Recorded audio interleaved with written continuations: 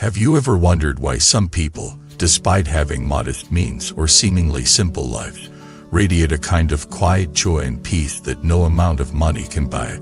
Have you ever noticed how, in times of crisis, it's often the kindest people, those who move through the world with humility and integrity, to receive unexpected help or protection? Welcome back to the channel. I'm so glad you're here, because today we're going to talk about something that isn't easy to quantify, but everyone feels: the magnetic power of virtue. We'll explore the invisible field of goodness that surrounds those who live ethically, speak truthfully, and help others, not for recognition, but from a deep inner alignment. This isn't about religious doctrine, it's about energetic law. It's about the unshakable truth that what you give sincerely, quietly, consistently, always circles back to you in a form you may not expect, but always need. This is the concept of moral magnetism, and today, we'll discover how to cultivate it, not through dramatic acts, but through a daily commitment to living with integrity, clarity, and care. Let's begin with a mining bow. You, as a high school janitor, woke up at 4:30 every morning, took the bus for 90 minutes, arrived at the school before anyone else, opened the floors, scrubbed the bathrooms, cleared the snow in winter. He never missed a day, ever complained. What made him special wasn't his work ethic, it was the way he treated people. He greeted every student, not just the popular ones, everyone. If the student looked tired, he offered a quiet word or 8 nights studying. If someone dropped their lunch tray, he was there with a napkin before anyone left. One day, a student named Ray was having a hard time. His father had been arrested. The news had spread. Whispers in the hallway. It's full of judgment. Ray stopped eating lunch, started skipping class.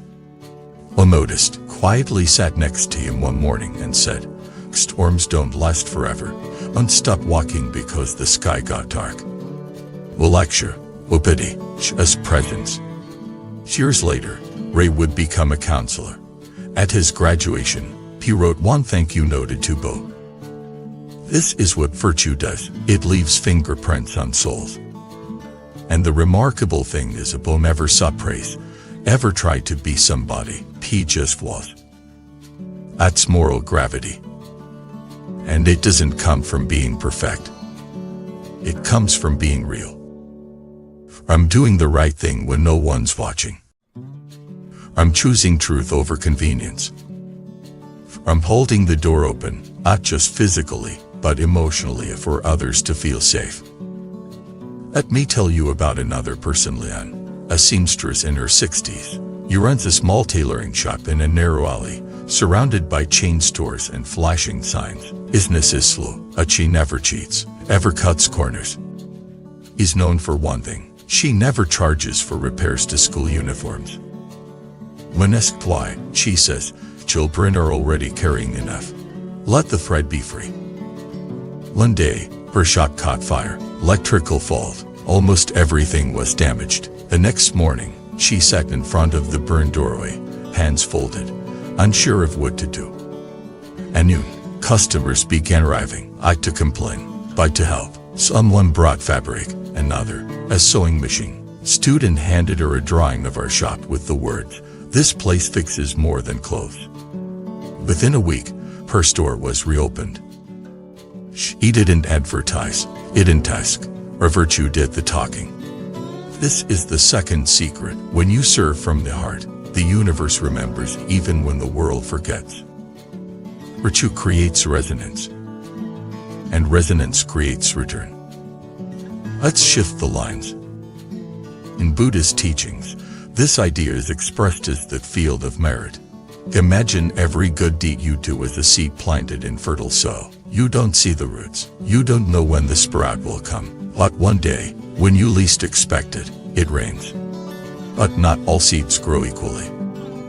Seeds of pride, even if planted in good action, take longer to bloom. Seeds of pure intention, they burst forth. So how do we cultivate that kind of virtue? Here are 5 daily practices that build your virtue field. Speak with care. Words are like arrows. Once released, they can't return. Speak to heal, not to harm. Give without scorekeeping. True generosity expects nothing. The moment you say, I did this for them, but they didn't do anything for me, the merit dissolves. Protect what is vulnerable, whether it's a frightened animal, a stressed coworker, or a child's dream. Choose to defend, not dominate. Uplift silently. Compliment someone who's struggling. Share someone's work without needing credit. Kindness without spotlight is the brightest kind. Forgive deeply, not because the other deserves it, but because you deserve peace. Airing resentment is like drinking poison and expecting someone else to hurt. Let me share one final story. Taxi driver Min Chen was driving late one night when he picked up a young woman in tears. She was quiet, distraught. Yes, no questions. Drove slowly, gently. As they reached her destination, she realized she had no wallet or money. Her phone was dead. He panicked. Chen smiled and said, "It's okay. We all have days like this." She offered to give him her watch, her earrings. He refused. He stepped out, overwhelmed. "How can I repay you?" He said, "Next time you see someone struggling, help them. That's enough." 3 years later, Chen's daughter was hospitalized. The bills were massive. He worked double shifts, ate one meal a day, still fell short. And one morning, a nurse handed him an envelope. "Your daughter's medical costs have been covered by an anonymous donor." He never found out who, but deep down, he knew. The seat had returned. That's virtue. It's not karma pines. It's not cosmic transactions. It's living in a way that leaves a light behind so that even when you're gone, others can see the path. So if you're watching this, wondering whether the kindness you offer matters, it does. Every small act, every gentle word, every moment you choose patience instead of rage, honesty instead of deception, care instead of apathy, you are building an invisible cathedral around your life. Place where, even in the darkest hour, grace finds its way. Don't wait for applause. Don't seek validation. Just be good. Because goodness is the reward. And one day, when you least expect it, it will knock on your door not as recognition, but as relief. It's healing. And unexpected protection. As the quiet voice in the wine that says, "Thank you. The world is better because of you." If this message resonates with you, leave a comment. Tell us about a moment when someone's virtue changed your life, or when you chose integrity and felt something shift. Like this video, subscribe to the channel, share it with someone who lives quietly, but brightly.